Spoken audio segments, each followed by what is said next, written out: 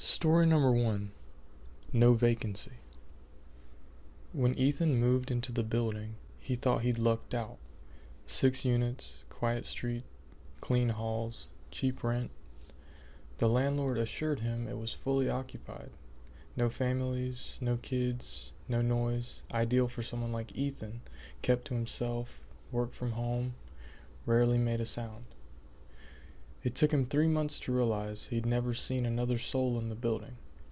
No neighbors in the stairwell, no footsteps, above or below, no sounds through the walls, no music, no televisions, not even a toilet flushing.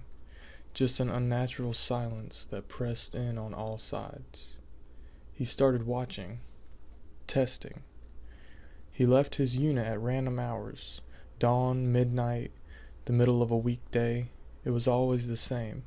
Not a single light on in other windows. No doors opening, no voices, no signs of life. Even the mailboxes held only his. The trash room was perpetually empty, save for his own bags.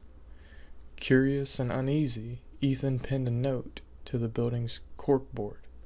Something casual, harmless. Hey neighbors, thought it'd be cool to start a group chat in case we ever need to reach each other. Text me if you're interested. He added his number at the bottom. The note was gone the next morning. No texts, no calls. That was when the noises began. At first it was small, a single creak outside his door at 3 a.m.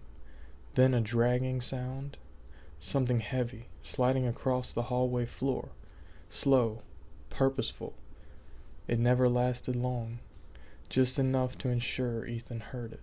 But every time he opened the door, the hallway was still, airless, and undisturbed.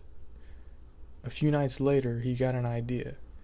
He wedged a thin strip of printer paper under the front door and taped it in place. If someone opened it, the paper would shift or tear. Proof. When he woke the next morning, the paper was gone. He hadn't heard a thing. No footsteps, no dragging, only silence. That same morning, Ethan noticed the rug in his living room had moved. It was subtle, rotated a few inches clockwise, but he never left it that way. He straightened it daily, out of habit. Nothing else looked disturbed, nothing missing, still. He didn't sleep that night, and in the morning he found the piece of printer paper folded neatly and placed in the center of his kitchen counter. He stared at it for hours. Didn't touch it. He couldn't. It sat there, quiet and menacing, like it belonged. Like it had always been there. And something inside him whispered that if he picked it up, they would know. 2 nights ago, he woke at exactly 3 o'clock in the morning. He checked his phone, groggy. That's when he heard it. A breath. Not his own. It came from the corner of the room, near the closet, deep and slow. Ethan didn't move, didn't turn on the light. He just lay there, frozen, straining to hear. He didn't know how long he stayed like that. Eventually he must have passed out from fear or exhaustion. In the morning, the closet door was open. He always kept it closed. And then last night, he'd gone out for a walk, trying to clear his head. When he returned, the hallway lights didn't turn on. Motion sensors, they always did. He used his phone flashlight instead. Uneasy, his heart dropped the moment he reached the door. There was a photograph sticking out from underneath it. He picked it up and dropped it immediately.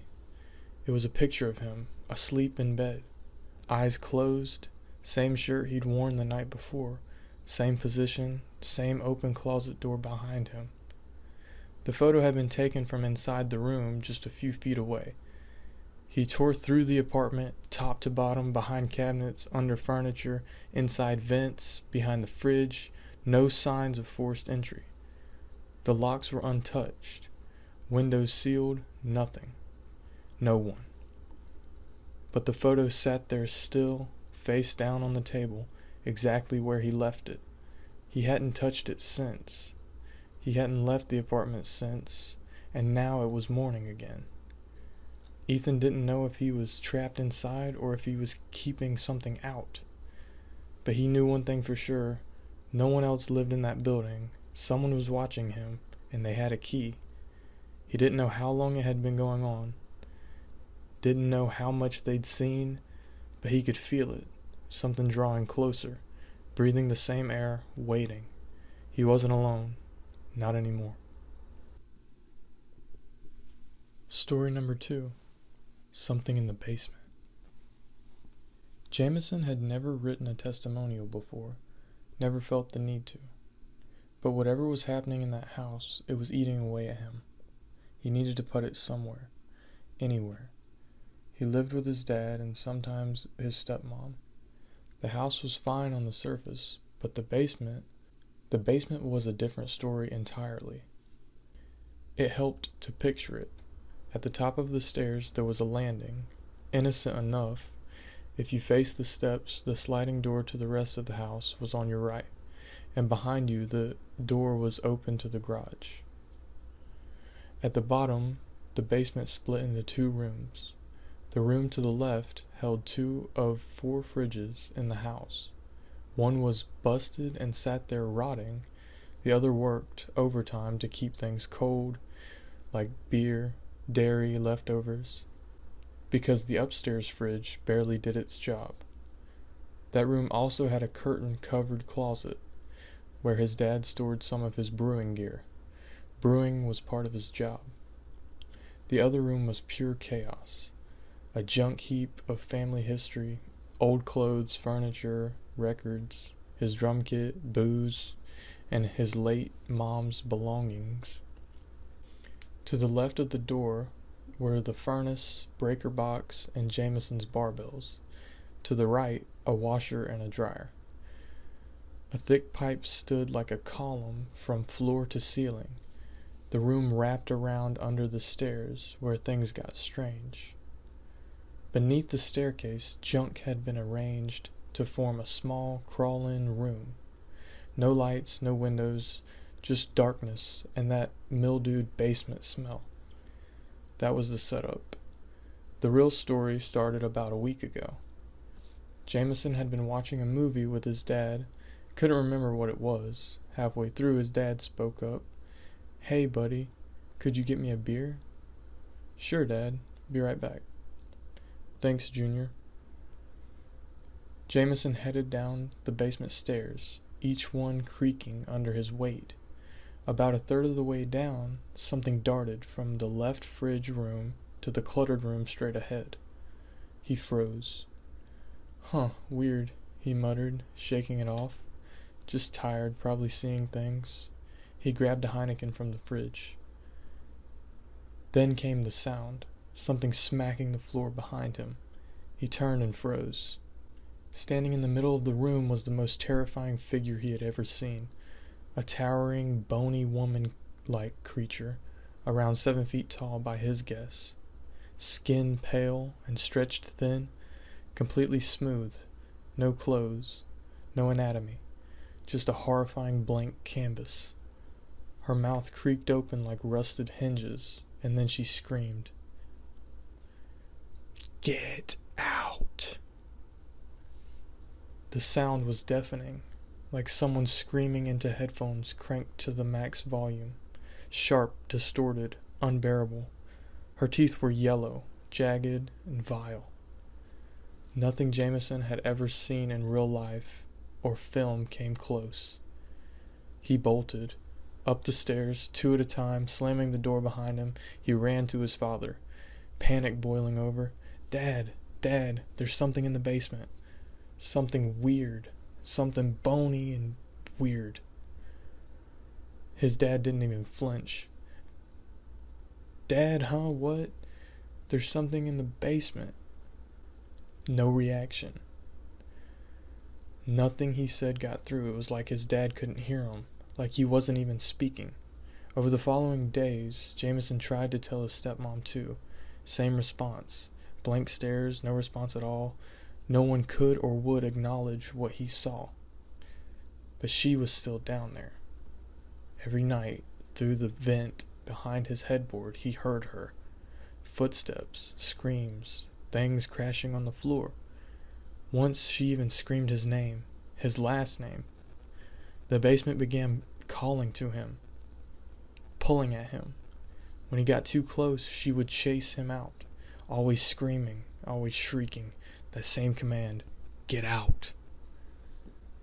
But yesterday, things escalated. The power went out. Summer heat turned the house into an oven. His dad at work told him to flip the breaker.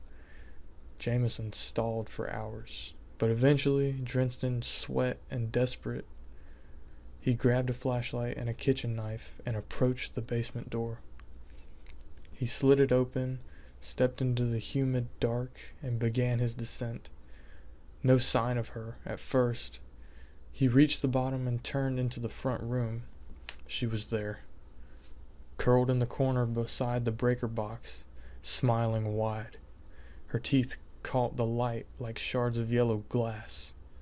Her eyes twitched when the flashlight hit her face. She didn't move, just stared. The breaker box was barely a foot from her. Every nerve in Jameson's body screamed at him to run, but he crawled toward it and flipped the switch. That's when she snapped. Her body jolted as if it was electrocuted. She shrieked, worse than before, flailing, slamming into boxes, pipes, and shelves. The room exploded in chaos. "Get out, get out, get out, get out, get out!" He ran, dropped the flashlight, dropped the knife. He didn't stop until he reached the top landing. He turned to look back. She was pointing at him, a long skeletal finger. "Jameson!" His blood turned to ice. She ran.